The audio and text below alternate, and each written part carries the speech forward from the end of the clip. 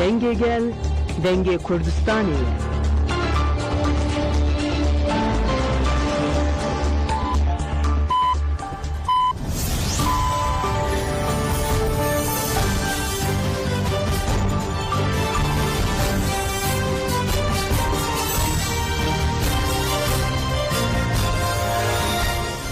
کاتتان باش بیسەرانی هێژا لا ناوەندی هەواڵەکانی ڕادیۆ دەنگی گەل با یارمەتی ئەوکارانم گەشتی هەواڵەکانی ئەمڕۆ چوارشەممە 23 تشرین یەکەمی 2024 تان پێشکەش دەکەین.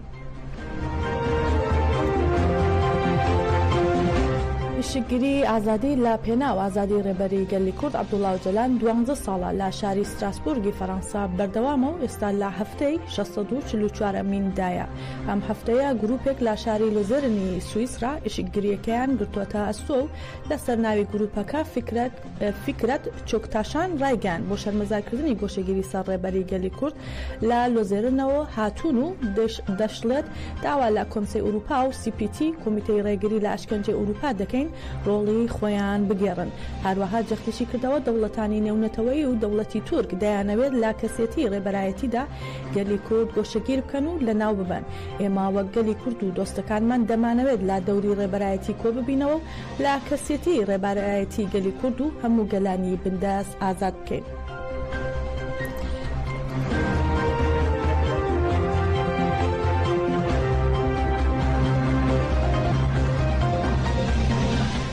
لە ناوچەی جەزیرەی شرناخ گەل بە جەماوەری بەشداری مەراسمی پرسەی گەریلایی هەپەگا دژوار جیهاد بە ناوی فەرهاد ئەرکۆڵ بوون. شەهید دژوار جیهاد ساڵی 2007 لە زاب شەهید بوو و لە ماڵەکەی خۆی لە گەڕەکی نووری ناوچەی جەزیر مەراسمی بۆ سازکرا. گەل و ئەندامانی بەشێک لە پارت و ڕێکخراوەکان بەشداریان لە مەراسمەکەدا کرد. پەرلەمانتاری دەم پارتی شرناخ لە مەراسمەکە بەشداری کرد و تشکی خستە سەر تێکۆشانی چەندین ساڵی گەلی کورد و وتیشی گەلی کورد ساڵانێکە دژی ستەم بەرخۆدان دەکات لەم تێکۆشانەدا گەلەکەمان قوربانی مەزنی داوە و تاکە هۆکاری ئەمەش تێکۆشانە بۆ ژیانێکی شکۆمەندانە و داخوازی ژیانێکی ئازاد و یەکسانە.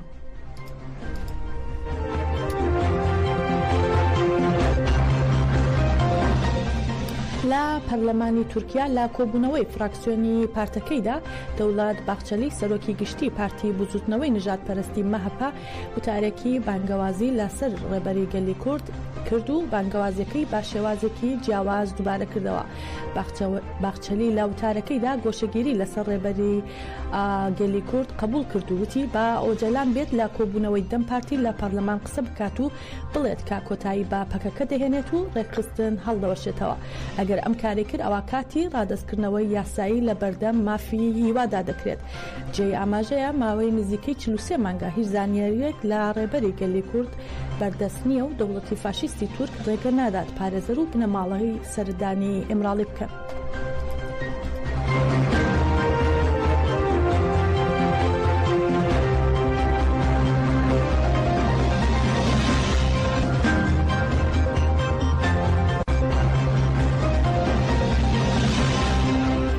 هاوسەرۆکی گشتی دەم پارتی تۆلای حاتیموغڵاری لە کۆبوونەوەی پارتەکەی لە پەرلەماندا هەڵسەنگاندنی بۆ پرۆسەی ئاشتی و پێشاتە گەرمەکان کرد. حاتیموغڵاری لە قسەکانیدا ئاماژێ بەوەدا بەناو سیاسەتی ئاسایش و سەقامگیریەوە گەلانی تورکیا دووچاری هەژاری بوونەتەوە و درێژە پێدانی ئەم پرۆسەیەش بنەمای کێشەکانی کۆمەڵگەیە.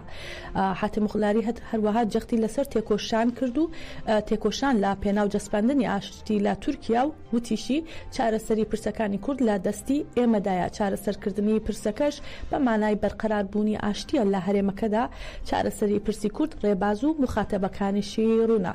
هەروەها جەختی کردەوە بەردەنگ و مخاتەبی ئاشتی ڕۆژهەڵاتی ناوەڕاست و تورکیا و پرسی کورد بەڕێز ئۆجەلانەکە لە ئیمراڵیدا لە ژێر گۆشەگیری سەختدایە و ڕاشیگان لە پەرلەماندا ناونیشانی پرسی کورد دەم پارتیە.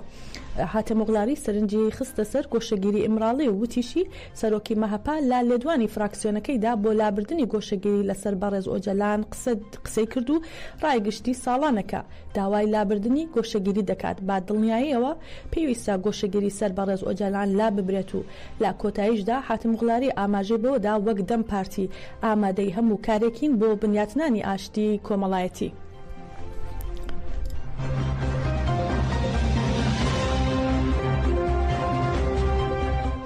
سوپای تورکی داگیرکار گوندی گۆهەرزی دیرەلوکی سەرباشارۆچکەی ئامێدی تۆپباران کرد و چەندین پارچە کەوتوتە ماڵانەوە و زیانێکی زۆریان بەرکەوتووە. با گوێرەی زانیاری سەرچاوە هەرێمیەکان ئەو وێنانەی کە دەستکەوتن پارچەی گول لە تۆپ کەوتونەتە ماڵانەوە و زیانێکی زۆری مادی بە گوندنشینان گەیشتووە.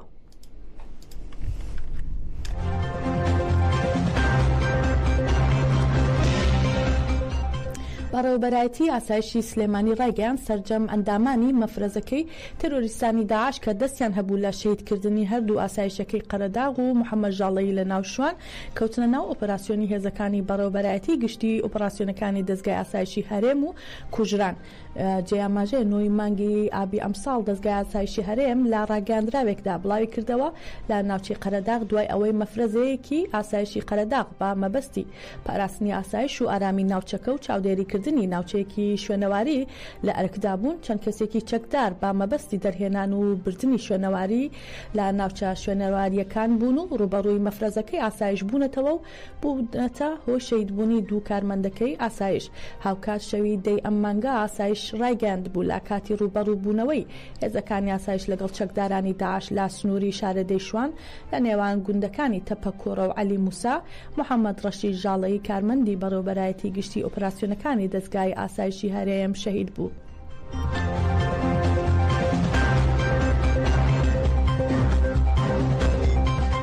لە کۆنگرەیەکی ڕۆژنامەوانیدا هەریەکە لە نوێنەرانی کۆمەڵی دادگەری یەکگرتووی ئیسلامی ڕەوتی هەڵویست و بەرەیگەل ڕایانگەیان ئەنجامی هەڵبژارنەکان ئەو ئەنجامەنین کە بۆ لایەنەکان هاتووەتەوە و ئەوەش بەشێکە لە هەوڵی ساختەکاری بۆیە خەریکی کۆکردنەوەی بەڵگەکانن بۆ ئەوەی بیخەنە بەردەم لایەنە پەیوەندیدارەکان. لە کۆنگرەکەدا نوێنەران ڕایانگەیاندووە ساختەکاری هەموو کات دوای هەڵبژاردنەکان دەردەکەوێت و ئێستا ئەوان ژمارەیەک بەڵگەیان لە بەردەستە و خەریکی لێکۆڵینەوەن و دوای ئەنجامدانی لێکۆڵینەوە ئەنجامەکەی بۆ ڕایگشتی ئاشکرا دەکەن. نوێنەری ئەو لایەنانە باسییان لەوەش کردووە پێشلکاری و ساختەکاری کراوە بەڵام کاتێک باشەوەی فەرمی هەڵویستی خۆیان ڕادەگەێنن کە بەڵگەی بەهێزیان دەست بکەوێت و بتوانن بیخەنە ڕوو.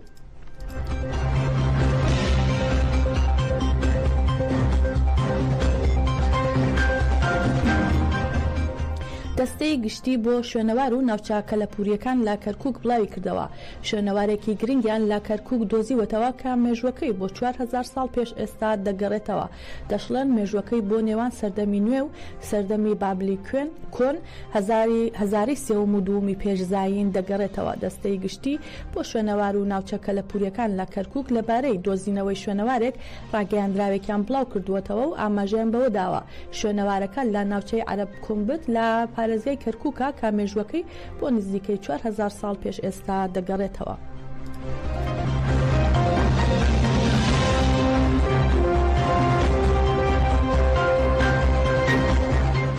فەرحان حەق جێگیری وتەبێژی سکرتێری گشتی نەتەوەی گرتوەکان سەبارەت بە کۆتایی هاتنی هەڵبژاردن لە هەرێمی کوردستان و پێکهێنانی حکوومەت ڕاگەیاندراوێکی بڵاو کردووەتەوە و لە ڕاگەیاندراوەکەدا هاتووە با بۆنەی ئەنجامدانی هەڵبژاردننی پەرلەمانی هەرێمی کوردستان لە 20 تەشرینی یەکەمدا کە بە شێوەیەکی ئارام و هێمنانە بەڕێوەچوو پیرۆزبایی لە هەرێم و گەلەکەی دەکەین.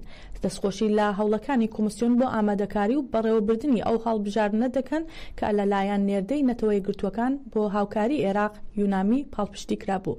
ئاماژیان بەوەش کردووە سکرتێری گشتی نەتەوەی گرتوەکان هانی هەموو سەرکردا سیاسیەکان و چین و توێژەکانی کۆمەلگا دەدات بۆ بەردەوام بوون لە پاراستنی کەشێکی ئارام.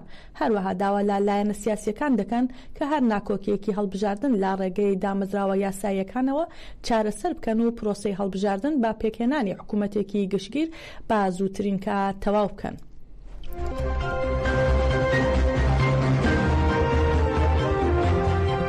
کەمپێنی ئازادی بۆ پەخشان عەزیزی بڵاوی کردەوە لەلایەن لە قیدووی دادگای سزادانی کۆمەڵگەی دادوەری قودسی تارانەوە با سەرۆکایەتی دادوەر ئەبولفەزل عامری 5 ژنا زیندانی کراوی سیاسی لا زیندانی ئێڤین لە دۆسیەکی هاوبەشدا سزای نوێیان بەسەردا سەپێنراوە. ڕوونیشی کردوێتەوە پەخشان عەزیزی، وریشا مرادی، مەحبوبا ڕزایی و نەرگێز محەممەدی با تۆمەتی تێکەڵچوون و ڕوبەڕووبوونەوە لەگەڵ پاسەوانانی زیندان و گوێنەدان با بڕیار و ڕێنماییەکان هەریەکە سزاکەیان بە 6 مانگ سزای زیندانیکردنی دیکە سزا دراون و پەریوەش موسلیمی با تۆمەتی تێکدانی نەزم و دیسیپلینی زیندان بە 3 مانگ و 1 ڕۆژ زیندانیکردن سزا دراوە. کردنەوەی ئەم دۆسیە دەگەڕێتەوە بۆ مانگی ئابی ئەم ساڵ کە ئەو ژنە زیندانیە سیاسیانە لە بەرامبەر جێبەجێکرانی سزای لاسێدارەدانی ڕزا ڕسایی کوردی یارسان لە نێوبەندیخانەی ئەڤین ناڕزایەتیان دەربڕی.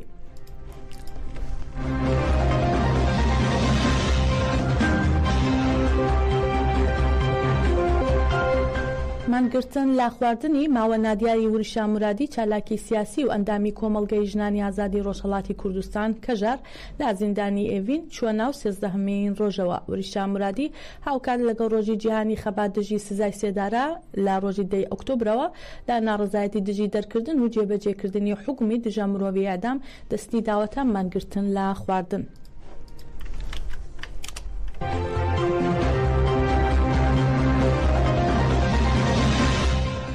محەممەد کۆشکی و باباخان جعفەری دوو بەندکراوی خەڵکی کوهدەشت و نوراوای لۆرستان کا پێشتر بە تۆمەتی پەیوەندیدار بە مادە هۆشبەرەکانەوە سزای لە سێدارەدانیان بۆ دەرچوو بوو بە مەبەستی جێبەجێکردنی سزاکەیان ڕەوانەی ژووری تاکە کەسی زیندانی قزل حساری کەرج کراون.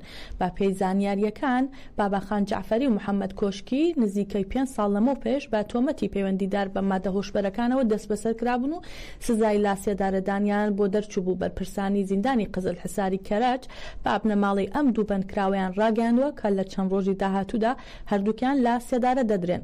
با پێی ئامارە کۆکراوەکانی تۆڕی مافەکانی مرۆڤی کوردستان لە مانگی ڕابردوودا لاینی کەم 10 بەندکراوی کورد کا پێشتر با تۆمەتی پەیوەندیدار بە مادە هۆشبەرەکان و کوشتنی بە ئەنقەس سزای لا سێدارەدانیان بەسەردا سەپا بوو. لا زیندانەکانی کرماشان قزل حساری کەرج هەمەدان و ورمێ لە سێدارە دراون.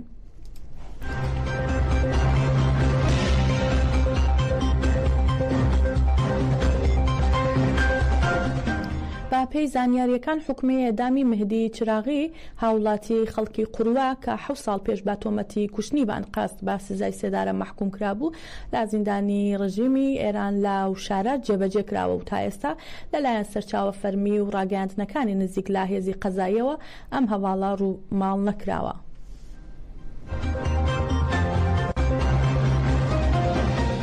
هەواڵەکانمان پێشکەشکردن بمێنن لە خۆشیدا.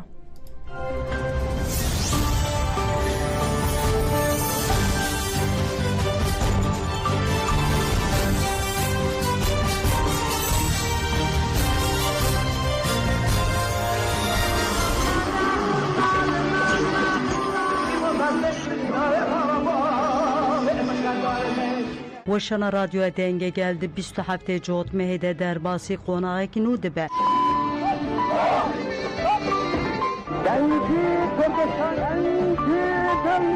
وشنا